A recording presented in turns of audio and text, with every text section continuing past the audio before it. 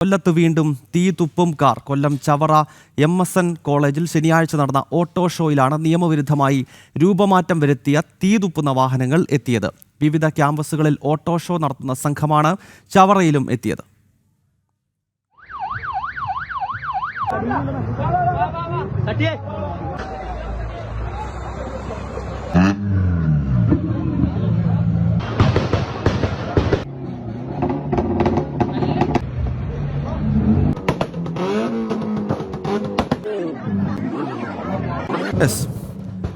മനോജ് ചേരുന്നു. മനോജ്, നേരത്തെ ആ ഇൻട്രോയിൽ തന്നെ സൂചിപ്പിക്കുന്നുണ്ടായിരുന്നു വിവിധ ക്യാമ്പസുകളിൽ ഇവർ ഇത്തരം ഷോകൾ നടത്തുന്നുണ്ടെന്ന്. അപ്പോൾ ആരാണ് ഇവരെയൊക്കെ ഇങ്ങനെ ഈ കയറൂരി വിട്ടിരിക്കുന്നത്?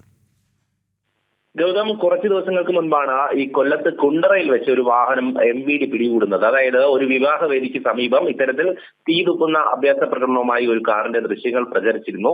അതിനുശേഷം MVD ആ കാർ കണ്ടെത്തുന്നു, ഉടമയെ കണ്ടെത്തുന്നു, കേസെടുക്കുന്നു, നടപടിയിലേക്ക് പോവുകയാണ്. അതിനുശേഷമാണ് കൊല്ലം ജില്ലയിൽ തന്നെ ഇത്തരത്തിൽ MSN കോളേജിലടക്കം ഇങ്ങനെ ഒരു ഓട്ടോ ഷോ സംഘടിപ്പിക്കുന്നതും അവിടെ ഈ തീ തുപ്പുന്ന വാഹനങ്ങൾ എത്തിക്കുന്നതും.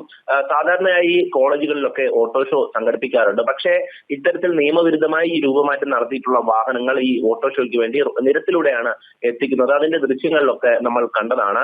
ഈ ഓരോ വാഹനങ്ങളിലും രൂപമാറ്റം വരുത്തി അതോടൊപ്പം തന്നെ അപകടകരമായിട്ടുള്ള രീതിയിൽ ഈ തീ തുപ്പുന്ന രീതിയിലാണ് ഇതൊക്കെ എത്തിച്ചിട്ടുള്ളത്. നേരത്തെ തന്നെ MVD വ്യക്തമാക്കിയിരുന്നു ഇത്തരത്തിലുള്ള അഭ്യാസ പ്രകടനങ്ങൾ നടത്തിയാൽ നടപടിയെടുക്കുമെന്ന്.